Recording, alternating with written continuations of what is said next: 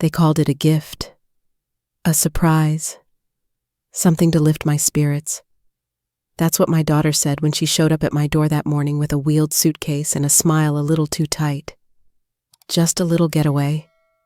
Mom, she chirped, like she was offering me a vacation, not an exile. I should have known. I should have felt it in the way her eyes didn't quite meet mine, in the way she didn't let me pack my own bag, in the way she said trust me twice, like she was trying to convince herself more than me. But I didn't argue, because when it's your child, the one you raised, fed, bathed, carried through fevers and heartbreak, you want to believe, even when something feels off, even when the suitcase has clothes you didn't fold, and the flight details are already booked without you knowing. We drove in silence most of the way. I asked questions, she answered half of them. You'll love it. Mom, the weather's warm, and they have all these lovely activities for people your age. I blinked at the phrase, people your age, as if I'd slipped into some vague category, like expired groceries or retired pets. I looked down at my hands in my lap. They were old, yes, but they still held story scars from the garden, wrinkles from time, fingers that had buttoned her school uniform every morning until she learned to do it herself. The airport was crowded. I remember thinking how strange it was to be surrounded by so many lives in motion while mine was being quietly paused. We checked in. She handed the agent our IDs and tickets. I smiled at a family near us, mother, father, 3 kids buzzing with excitement about their flight to Disneyland. I looked at Lena. She looked at her watch. Then came the moment. She turned to me and said, Mom, someone will meet you at the gate. I blinked. You're not coming. She smiled again, tight, practiced. They'll explain everything. It's for the best. Before I could respond, a man in uniform approached. He had a kind face. I'll give him that. Evelyn Harper, he asked. I nodded, slowly. He gently took the handle of my suitcase. I'll escort you from here. Escort. Not walk with. Not help. Escort, like I was no longer someone who could move through this world freely. Lena hugged me, quick and shallow. Call me when you get there, she said.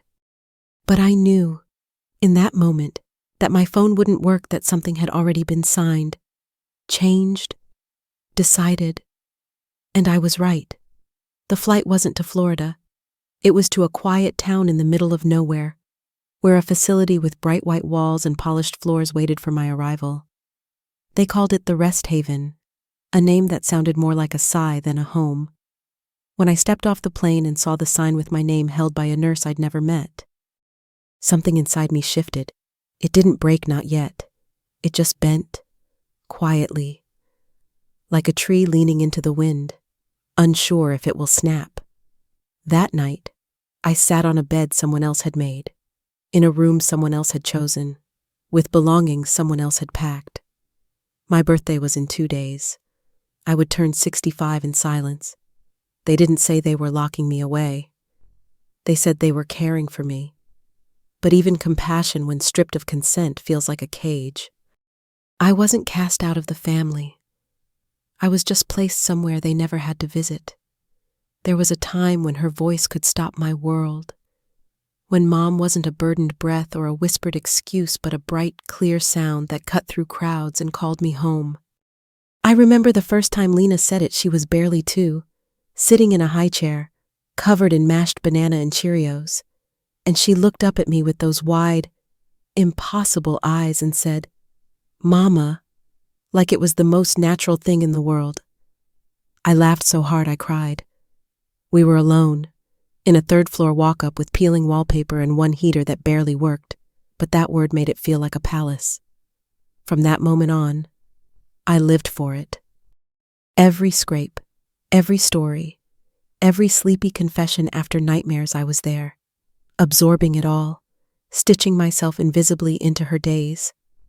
I remember staying up late sewing ribbons into her recital dress, my fingers raw from the needle because she wanted to be the red butterfly, and I couldn't afford the one in the catalog. I remember her tears when she thought her shoes weren't pretty enough, and how I painted them with nail polish and glitter until she smiled again. I worked double shifts for years, nights at the hospital, weekends cleaning offices to keep the lights on, to keep her dancing. She once told me, "You're like magic. Mom, you always make things okay." That sentence stayed with me like a medal no one could steal. I remember school mornings, brushing her hair while she told me about her dream, always full of talking animals and clouds shaped like castles. I didn't always get the dreams, but I listened like they were gospel because they were hers. On Sundays, we'd take the bus to the park and eat peanut butter sandwiches under the elm trees. I'd pack a tiny thermos of lemonade and a bag of sliced apples. She'd bring her stuffed bear, Oscar, and give him bites first. "He's shy," she used to say. I never argued. I still have Oscar, tucked in an old box somewhere, missing one button eye and still wearing that faded blue ribbon. Lena loved him until she didn't, but I never stopped. I remember her first heartbreak. 14, red-eyed, refusing to eat. She lay on the couch, face buried in my lap, whispering, "It hurts. Mom, why does it hurt like this?" I stroked her hair and told her the truth. "Because you loved real. That's rare. Don't let it turn you cold." She didn't. At least not then. In college, she called every night, even if just to say she was tired. I'd hear her voice through crackling lines and feel the day settle in my bones. "You still up?" she'd ask. "Always for you," I'd reply. She never said goodnight without "I love you." Mom, even when she was rushing, even when her life got louder than mine. I remember the morning of her graduation. I stood in the back, behind rows of better-dressed parents, holding a bouquet I couldn't afford but bought anyway. She scanned the crowd, and when her eyes landed on me, she grinned like a child again. "That's my mom," she told her friends. I mouthed, "That's my girl." The light was gold that day, soft and forgiving. I clung to it. I remember helping her set up her first apartment, hanging curtains too long for the windows, assembling shelves that wobbled no matter how tight I turned the screws. She made us spaghetti, and we ate on the floor because the table hadn't arrived. We laughed over nothing and everything like the world hadn't yet learned how to crack us. When she met Dylan, she told me she'd never felt safer. "He makes me feel seen," she said. I smiled, though something flickered in me. Not jealousy, not even fear, just the awareness that her life was expanding and I was no longer the center. I adjusted. That's what mothers do. We shrink so they can stretch. We fade so they can be bright. I bought a smaller house, nearer to them. I left work. Finally, after decades. I thought it was time to rest, to be more available. For grandkids, for drop-in visits, for Sunday dinners. I waited. I planned. I baked the banana bread she always loved, even when no one came to eat it. When she got busy, I told myself it was the season. When she forgot to call, I told myself she'd remember next week. I never scolded. I never begged. I never reminded her of the nights I held her through the flu, or the mornings I woke early to iron her school uniform while mine sat wrinkled in a basket. I never told her how many birthdays I spent alone after she moved out because I wanted her to feel free. I thought love meant not keeping score, but sometimes not keeping score makes you invisible in the end. Still, I kept everything. Every drawing, every spelling test with a star, every voicemail where she said, "Love you, Mom." Because I did. I still do. I wasn't forgotten. I just became the part of her story she no longer read aloud. It didn't start with silence. It started with small revisions, a changed subject, a forgotten call, a missed invitation that wasn't quite forgotten, just reframed. "Oh, didn't I tell you?" she'd say, with a furrowed brow and a too bright smile. It was last minute. And I'd nod, of course I'd nod, because what else was there to do? It's easy to explain things away when you still want to believe you belong. The first time it stung wasn't even her fault. We were at her house. Lena and Dylan had just moved in and they were giving me the grand tour. Everything was beige and modern. Marble counters and silent appliances. There was a gallery wall by the dining table. A series of candid family photos printed in black and white. Lena laughing with Dylan. Dylan with his brother. Their dog on the beach. Even one with Dylan's mother holding a tray of cupcakes. Her face lit by candles. I scanned the wall once. Twice, my eyes searching like a child in a game of hide and seek. I wasn't there. Not once. Not even the blurry one from Lena's graduation. "These are beautiful," I said, quietly. Lena nodded. "Dylan's sister arranged them. She has a great eye. Right?" I smiled and walked into the kitchen, excused myself to wash my hands, but mostly to breathe. Later that week, she sent me a text. "We should take more pictures next time." I didn't realize how few we had of just us. I replied with a heart. It was easier than asking why the few we did have were never enough to make the wall. Then came the Christmas dinner. I offered to bring dessert, my famous apple tart with cinnamon crumble. She said, "Maybe not this time. Dylan's mom's bringing a cake and, well, we don't want too much." I told her I'd still bake it anyway, in case anyone wanted a second option. I did. No one touched it. It sat on the far corner of the buffet table, untouched and unnoticed, until Dylan moved it to make room for sparkling cider. I took it home that night, still warm, ate a slice alone in the kitchen while the news whispered in the background.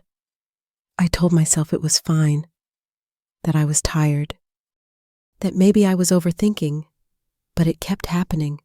She stopped asking for advice, stopped calling after arguments, stopped telling me the little things, the burnt toast, the neighbor's new dog, the dreams that used to matter.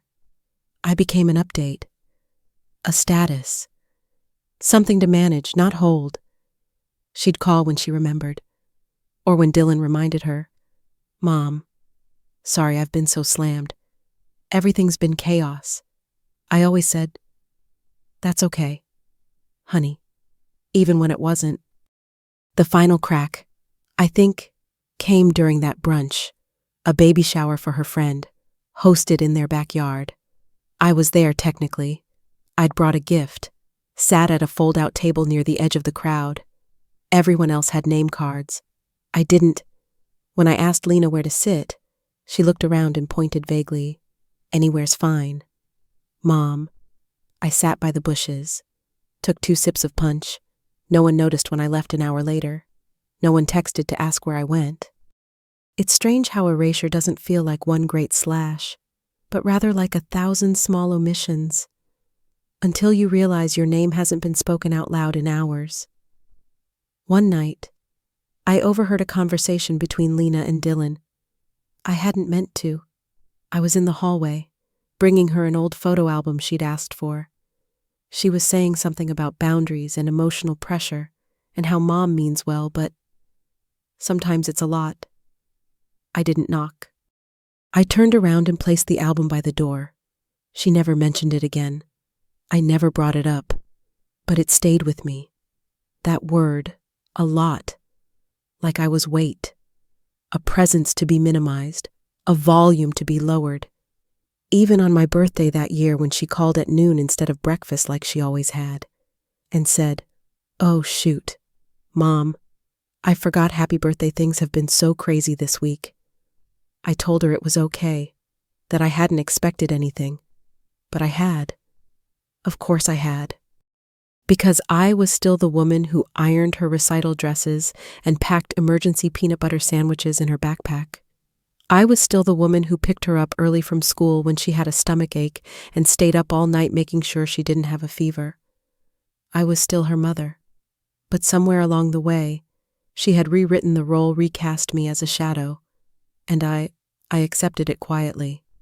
Like a stagehand who never asked for a beau, I wasn't erased from her life. I was just cropped out so subtly even I didn't notice at first. My 65th birthday began the way most of my mornings did lately, quiet, still, the house humming low like it had grown used to my loneliness. I woke up early, made tea, and sat by the window watching light stretch across the yard like an old friend too tired to knock. I had plans that day, modest ones. I'd warm the cinnamon rolls I kept in the freezer for special mornings. I'd water the lilies on the porch. Maybe walk to the corner cafe where the waiter always remembered my name. But there was still a part of me fragile and stubborn that hoped 𝗀𝗏 would call early, like she used to, before the day filled with noise. She didn't. I tried not to look at the clock. I made the cinnamon rolls. I put on my nicest cardigan, the blue one she once said brought out my eyes. I even sprayed a bit of the perfume she bought me 3 birthdays ago. It was old now, but the scent still carried memory. I set the table for 2, just in case. 1 plate for me, 1 for her. Noon came. Nothing. I told myself maybe she was planning something. Maybe she was just busy with work. I even checked the porch for a package. There was none. At 2:17 p.m., the doorbell rang. My heart jumped the way it used to when she was little and ran toward me with skinned knees and a smile that broke clouds. I opened the door, and there she was, standing with a bouquet of grocery store roses and that same smile, but it was thinner now. Careful. Happy birthday. Mom, she said, handing me the flowers without a hug. I took them, pressing the stems to my chest like they were the only solid thing left in my arms. You came? I asked. Of course, she said, eyes darting past me like she was scanning for clutter or signs of something she couldn't name. Get dressed. We've got lunch reservations. I didn't hesitate. I floated. I grabbed my purse, touched up my lipstick in the hallway mirror, slid on those patent leather shoes that always pinched my toes but made me feel like a woman who still mattered. In the car, she played music low and made small talk about the weather, the neighbor's dog, her last Zoom meeting. I nodded, grateful just to hear her voice. We didn't head toward the city. That was my first clue. I noticed we passed the cafe we used to go to, the park where she learned to ride her bike, the turnoff to the lake where we once fed ducks and laughed so hard we almost dropped the bread. Instead, we drove into a part of town I didn't recognize, quiet, unfamiliar, lined with tall trees and low buildings that all looked the same. Then I saw it, a wooden sign with carved letters, Crescent Pines, Senior Wellness Community. The air left my chest before I could speak. Lena, I asked, my voice catching on her name. She didn't look at me. It's just a consultation. Mom, she said, too quickly. Let's go inside. They're expecting us. I didn't move. You said lunch. She sighed, hands tightening on the steering wheel. I didn't want to scare you, but we've been talking, me and Dylan, and we think this might be the safest thing. I shook my head. Safe from what? She turned to me, expression soft but unreadable. You've been forgetful. Mom, you left the stove on last month. Remember, I stared at her. That was one time. I caught it in 5 seconds. Still, she said, you live alone. It's not just the stove. You've been repeating things. You ask the same question twice sometimes. It's not your fault. It's just life. I reached for the door handle, but she clicked the lock. Please don't make this harder than it has to be. That's when she got out of the car and popped the trunk. I followed, stumbling on the gravel, heart pounding. My suitcase was inside, already packed. My sweaters, my books. Even my electric kettle, the one I used every morning. You went through my things, I whispered. We had to. Mom, you weren't listening. The nurses came out, then 2 women in powder blue uniforms with smiles that didn't reach their eyes. They spoke to Lena, not to me. Paperwork exchanged hands. A clipboard with signatures. My name was printed at the top, next to words like evaluation and temporary observation. I tried to speak, but nothing came out. My mouth was dry, like I had swallowed a handful of dust. One nurse gently took my arm. Let's get you settled, sweetheart. I didn't fight. I couldn't. I walked into that building like someone walking into their own erasure. The walls smelled like disinfectant and something overly sweet like melted crayons. The room had beige curtains, a twin bed with rails, and a dresser too small for the life I'd once lived. There was a welcome note on the nightstand typed and laminated. Welcome, Evelyn. You're safe here. Safe. That word again. I sat on the edge of the bed, coat still on, staring at the suitcase I didn't pack, and the flowers already starting to wilt. My birthday had come. No cake, no candles, no daughter. I wasn't placed in care. I was dropped off and left behind like something too heavy to carry any farther. The first night in that room, I didn't unpack. I sat on the edge of the bed in my coat, suitcase by my feet like a question no one wanted to answer. Outside the window was a brick wall, no view, no sky, just bricks in neat, uncaring rows. The light above the bed buzzed faintly. I didn't turn it off. I didn't cry. I just stayed still, like if I moved, something would collapse. In the hallway, wheels rolled past food trays, oxygen tanks, maybe someone's last hope on a cart. I could hear the television from down the corridor, a distant game show audience cheering for someone who still had a chance to win. I'd never felt so still while the world moved on without me. The nurse came in around 9. Her name tag said B, and her voice was sweet, almost too sweet, like syrup that makes you sick after too long. You need anything, honey? I shook my head. They said you haven't eaten since breakfast, she added. I glanced at the tray they'd left earlier, steamed carrots, gray chicken, mashed potatoes that looked like drywall paste. I'm not hungry, I said, and it was true, but it wasn't about the food. She gave me a look, half sympathy, half checklist, and left without pressing. I lay down eventually, still in my clothes, shoes on, arms crossed over my chest like I'd been placed in a box instead of a bed. The sheets smelled like bleach. The mattress was too firm.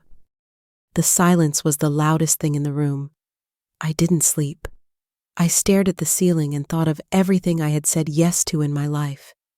Yes to staying late. Yes to giving more.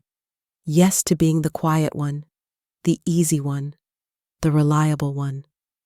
I wondered when that turned into being the dispensable one. The next morning came like a dare. The sun didn't bother finding me. Breakfast was lukewarm oatmeal and coffee without flavor. I walked to the common room and sat near the corner where no one looked too closely. The other residents were mostly quiet. Some smiled at nothing. Some stared at their hands. Some dozed off mid-sentence. I listened to a woman hum the same 4 bars of an old hymn on repeat until a nurse wheeled her away. The TV played reruns. The crossword puzzles in the hallway were yesterday's. I filled them in anyway. I read a dog-eared book someone had left behind, Anne of Green Gables, missing the final chapter. I didn't mind. I knew how it ended. My roommate was a woman named Joy, which felt like a joke no one had the heart to correct. She slept most of the time, snored like a train, and talked in her sleep to people who weren't there. Once, she looked at me and said, "Has my daughter come yet?" I didn't have the heart to answer. We existed next to each other, not with each other. At lunch, someone said, "You knew." I nodded. "They all say it gets better," she added. "But what they mean is you just get tired of fighting it." I didn't ask her name. I don't think she wanted to give it. That afternoon, I asked the nurse if I could have my phone. She looked confused. "Your daughter disabled the line, said it was causing you stress." I nodded slowly, like I understood. Like it made sense that a phone could cause more confusion than being removed from your life without warning. That evening, I sat by the window again, though the brick wall hadn't changed. I traced the lines in the mortar with my eyes, over and over, like maybe if I memorized enough of them, I could find a way through. I took out the one thing I'd managed to keep, my handkerchief, the one Lena embroidered when she was 8, Mom in uneven stitches, blue thread fading at the corners. It had a coffee stain in one corner and a tiny tear near the edge. I held it like a lifeline, like proof that once I had been someone's entire world. I didn't cry. I didn't scream. I just pressed it to my lips and tried to remember what her voice sounded like when she said my name with love in it. The next day, the nurse asked me if I wanted to join a craft session. I said no. They're painting birdhouses today. She added, smiling. Maybe tomorrow, I whispered, though I knew I wouldn't. I wasn't afraid. I wasn't angry. I was something quieter. Something that settles behind your ribs and makes it hard to breathe but doesn't make enough noise to draw attention. It's a kind of grief. I think not for death, but for displacement. For being in a room that no longer echoes your name. For being alive in a life that no longer recognizes your face. For becoming the sort of quiet that people walk past without hearing. I wasn't silenced. I was just placed somewhere no one expected me to speak again. It happened on a Tuesday. The kind of Tuesday that smells like reheated soup and resignation. The common room was half empty. Rain tapped at the windows like it had nowhere better to be. I was doing a crossword left behind on the coffee table red pen. Missing corner. Half the clues already filled in by someone with a heavy hand. I didn't care. I just wanted something to keep my mind moving to prove to myself that I was still sharp. That there were still words I could reach for when no one else was saying mine. That's when he appeared, Caleb. He couldn't have been more than 24, tall in the way some boys are before they grow into their kindness. He wore a badge that said volunteer and carried a clipboard he never seemed to look at. He had the kind of face you trust too fast. And the kind of eyes that made you feel like you'd been seen before you even spoke. "Hi, Miss Harper," he said. "I'm Caleb. Just filling in today." I gave a small nod. Didn't smile. I didn't have the energy for polite. He sat across from me without asking. "You like crosswords?" he asked. "They keep me from disappearing." I replied before I realized I'd said it out loud. He didn't flinch, just nodded like it made perfect sense. My granddad used to say the same thing. He said he'd write the answers even when he knew they were wrong. Said it was about defiance. I looked up at him then. Really looked. He was fidgeting with the edge of the clipboard, not out of nervousness, but like his hands needed something to do while his heart waited for permission to care. I don't know why I did it. Maybe it was the rain. Maybe it was the quiet. Maybe it was the fact that I couldn't remember the last time someone looked at me like I wasn't a task to complete, but I reached into my cardigan pocket and pulled out the handkerchief. The old one. The one with Mom stitched in blue by fingers that had barely learned to hold a needle. I held it out not like a show and tell, but like a memory I was offering gently, afraid it might break. "My daughter made this," I said, my voice softer than I intended. Caleb took it carefully, studied the stitches like they were sacred text. "It's beautiful," he said. I shook my head. "It's crooked. The thread's coming loose." He handed it back. "Still beautiful." Something in me shifted, like a string that had been pulled too tight for too long finally let go. I told him about Lena, just pieces. Nothing too sharp. Her love of books, the way she danced in the kitchen with socks sliding on the floor. The time she got the flu and only wanted me to read Goodnight Moon over and over again until the fever broke. I didn't tell him about the facility, or the suitcase, or the silence, just the parts of her that still lit something in me. Caleb listened, not nodded, listened like every syllable mattered. When I stopped, he didn't say anything for a while. Then he leaned forward and whispered, "You don't belong here." I blinked. "What I've seen a lot of people here," he said.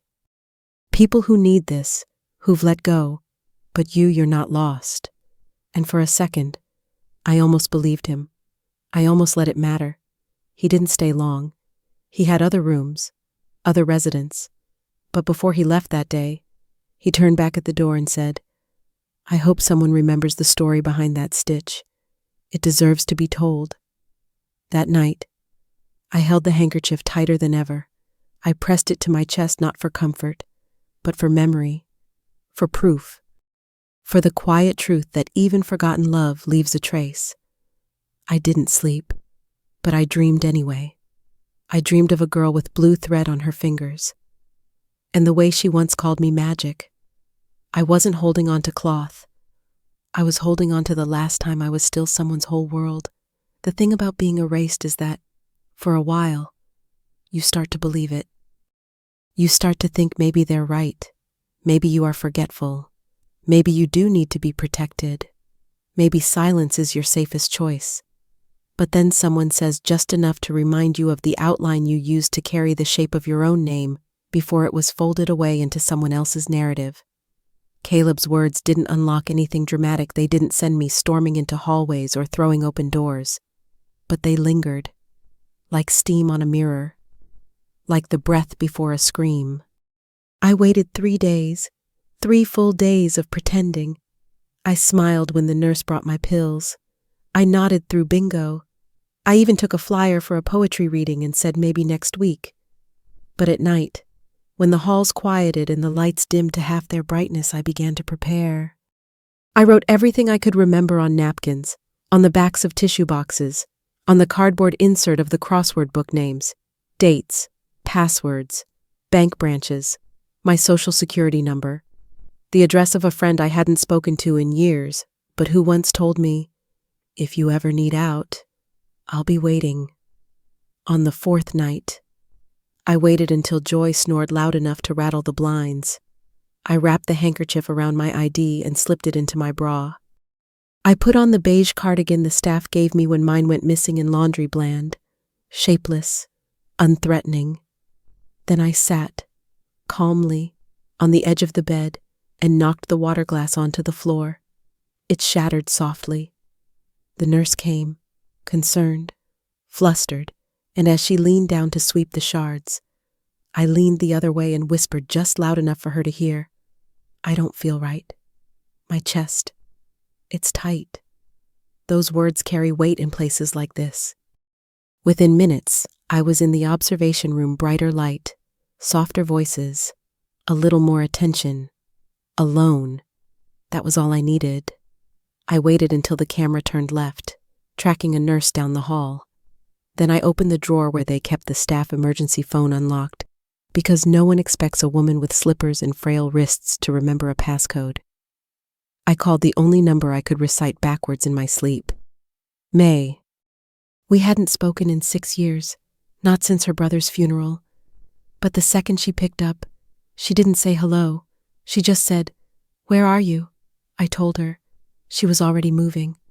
The next morning, she walked in wearing scrubs and a fake badge that said guest therapist. She didn't speak to the nurses. She walked straight to me, clipboard in hand, and said, "Ready." I nodded. She handed me a tote bag. Inside was a phone, a charger, a passport with my photo and a different name, and a pair of walking shoes that weren't mine but fit anyway. "We've got 12 minutes, she said. "You don't have to run. Just don't stop." I didn't. We walked out through the back garden entrance through a side gate that hadn't latched properly in years. No one noticed. No one called my name. No one chased us because no one ever expects the invisible to leave. In the car, I didn't ask questions. She didn't give answers. We drove in silence, but it wasn't empty.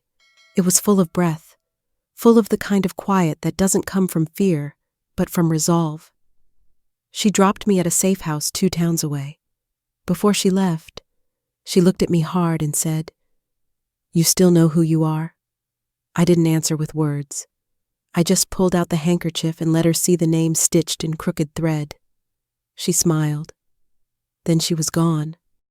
I sat on a couch that wasn't mine, holding a cup of tea made by someone who didn't know my story, but handed it to me gently anyway. And for the first time in weeks, I felt my shoulders drop. I hadn't run. I hadn't shouted. I hadn't burned the place down. But I had left. And that, in itself, was a revolution. I didn't escape. I just remembered I was never supposed to live in someone else's version of safety. The safe house had no mirrors, which suited me just fine. I wasn't ready to see myself not this version of me, the woman who had slipped out of her own life like a coat that no longer fit.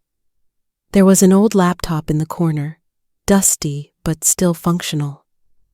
I turned it on that second night, fingers trembling over the keyboard like they'd forgotten how to speak the language of power. I didn't go to social media. I didn't search my name. I searched hers, 𝗪𝗲𝗱𝗃𝗁, her married name.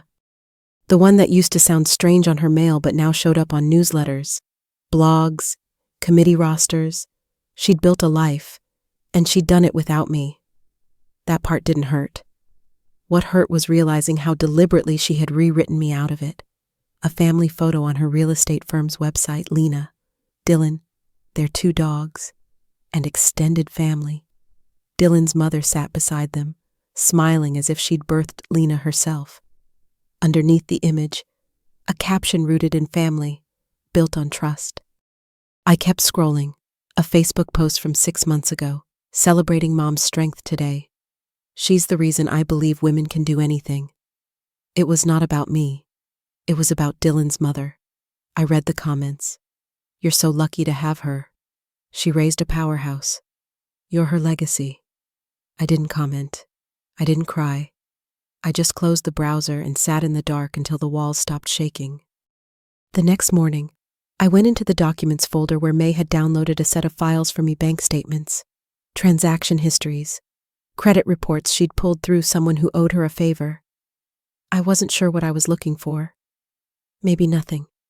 Maybe just proof that I hadn't imagined the weight in my chest these last few years. But I found it, or rather, I tripped over it.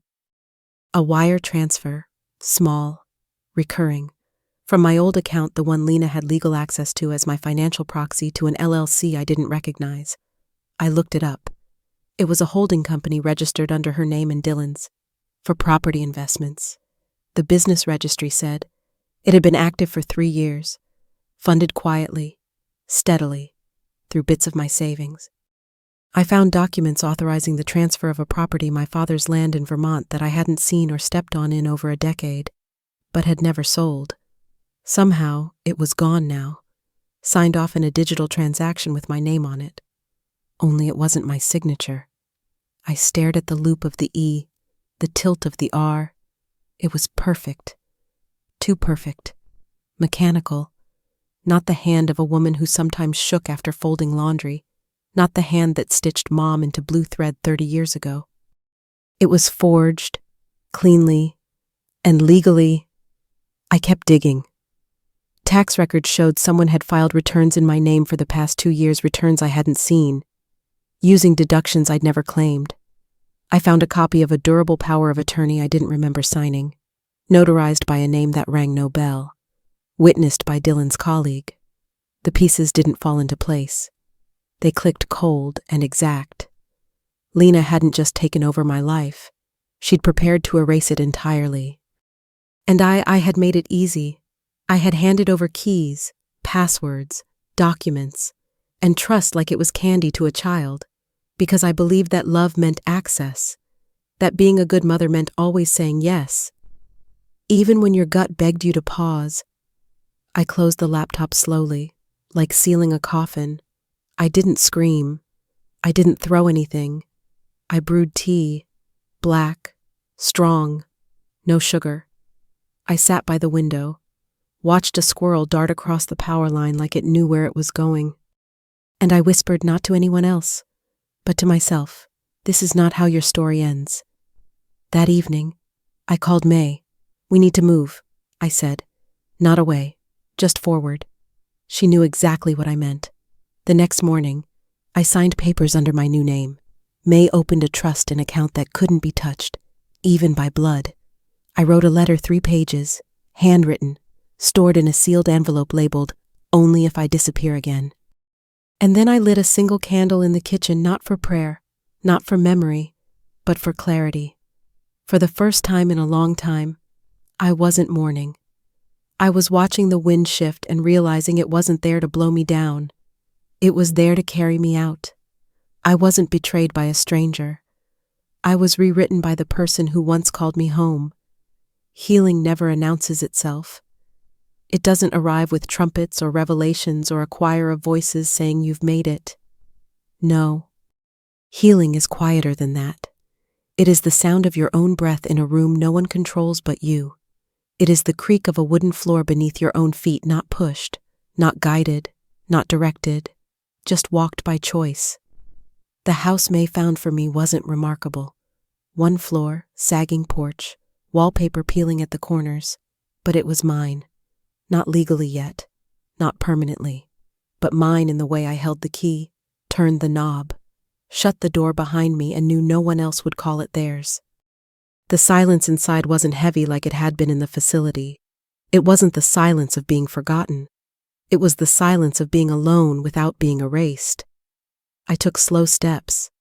I boiled water, not because I was thirsty, but because it reminded me I could. I folded the towels May had packed for me, even though none of them matched. I stood in front of the mirror in the bathroom, traced the soft lines at the corners of my mouth, and said my own name out loud, not Evelyn Harper, not Mom, just Evelyn, just me. And then I started over, not dramatically, not defiantly, but deliberately. I opened a small bank account under the name on my new ID. I used cash where I could. I asked no one for permission. I found a local market, picked fruit with my own hands, paid for it with money no one else had filtered. I kept receipts like they were prayers, little records that said, I was here. I made this choice. I bought a plant for the kitchen. Basil, in a clay pot. It wilted after 2 days. But I didn't throw it out. I moved it to the windowsill, whispered encouragement, and waited. On the 6th day, a new leaf pushed through. That felt like something. I started sewing again, not clothes, not anything grand, just hemming the sleeves on a cardigan, repairing a tear in the lining of my coat, hand-stitching a patch onto the elbow that had worn thin.